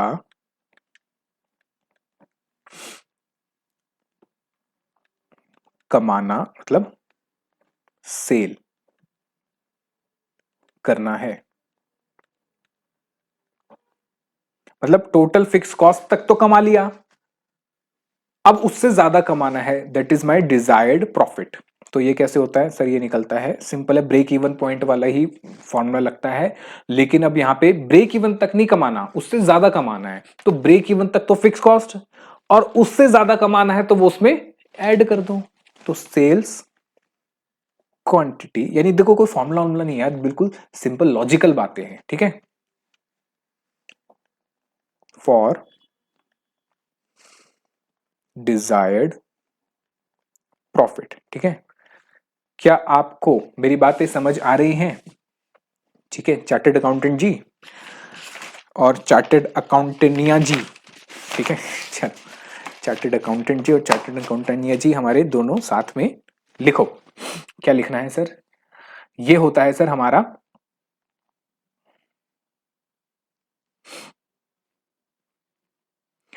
fix cost, total fixed cost plus desired profit divided by contribution per unit, क्योंकि इतना ही तो कमाना है किससे? कंट्रीब्यूशन पर यूनिट से। और अगर हम पर यूनिट में निकाल रहे हैं तो ये क्वांटिटी में निकलेगा। और अगर मुझे इसको सेल्स वैल्यू में निकालना है, यानी कि सेल्स रुपीज फॉर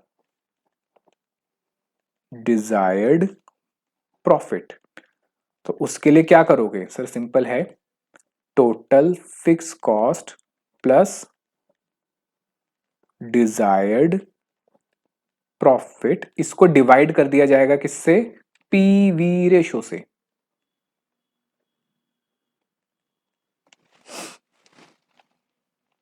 ठीक है, लिख लो इसको।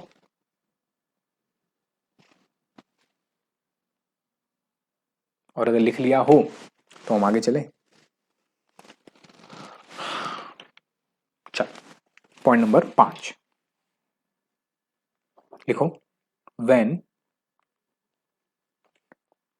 2 years contribution and sales are given, तो हम कैसे निकालते हैं सर? PV ratio. सर मैं फिर डिफरेंस लेता हूं, यानी कि मैं कहता हूं चेंज इन ये डेल्टा आपको पता है ना, ट्रायंगल जो बनता था डेल्टा का मतलब होता है change in contribution divided by change in sales. ठीक है,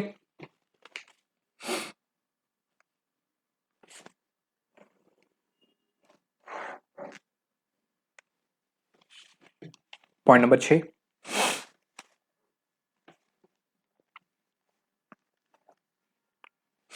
लिखो क्वेश्चन सॉल्व करने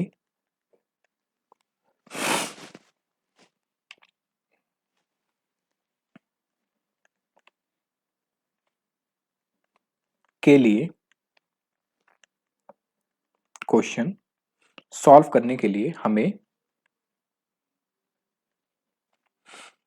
वेरिएबल कॉस्ट पर यूनिट में चाहिए होता है, होता है। यानी कि जब मुझे क्वेश्चन सॉल्व करना है तो मुझे वेरिएबल कॉस्ट हमेशा पर यूनिट में चाहिए।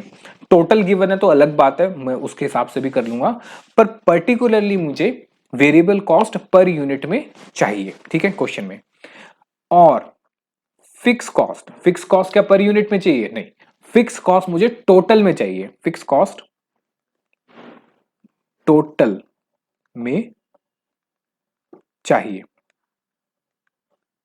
यानी फिक्स कॉस्ट अगर पर यूनिट दे रखा है तो मेरे काम का नहीं है, मुझे फिक्स कॉस्ट इन टोटल चाहिए होता है। ठीक है, क्योंकि फिक्स कॉस्ट यूनिट पे डिवाइड मतलब यूनिट से रिलेट करता नहीं है, वेरिएबल कॉस्ट यूनिट से रिलेट करता है। ठीक है, and total fixed cost, sorry, and fix cost total में चाहिए। लिखो आगे, एंड हमारी अजम्पशन, हमारी अजम्पशन होती है, हमारी अजम्पशन होती है कि variable cost per unit remains same. जैसे अभी मैंने आपको बताया कि वेरिएबल पर यूनिट तो क्या रहेगा, सेम रहेगा, उसके साथ total fixed cost will remain same. यानी कि मेरी वेरिएबल कॉस्ट जो है पर यूनिट सेम रहेगी और total cost, total fixed cost same रहेगी। ठीक है, क्वेश्चन नंबर, पॉइंट नंबर 7 लिखो, जब डिफरेंट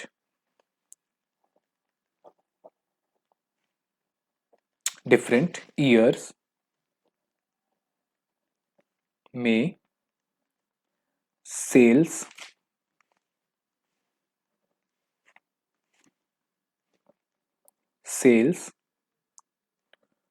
क्वांटिटी मतलब यूनिट्स, जब डिफरेंट ईयर्स में सेल्स क्वांटिटी यानी कि यूनिट्स चेंज होते हैं तो total variable cost and change नहीं लिखना, सॉरी, चेंज नहीं होते हैं, तो total variable cost and variable cost per unit will not change. ठीक है, ये वैसे मैं आपको अभी अभी करा चुका हूं, पूरा लिखवा भी चुका हूं, फिर भी लिख लो, for both years even if selling price per unit is changed। ठीक है, चलो इसको लिख लो और ब्रेक लेते हैं। ठीक है, ये लिख लो और फिर हम लेते हैं 5-10 मिनट का ब्रेक। ब्रेक के बाद आ जाना, ज्यादा फोन मत चलाना, और ब्रेक का मतलब ब्रेक ही लेना, थोड़ा सा रेस्ट करना जरूरी होता है। ऐसा नहीं है कि आप बोलो नहीं सर हमें जरूरत नहीं, हम स्किप कर देंगे ब्रेक और हम सीधा क्लास पे आ जाएंगे, नहीं, थोड़ा सा ब्रेक ले लो। ठीक है, चलो तो मिलते हैं ब्रेक के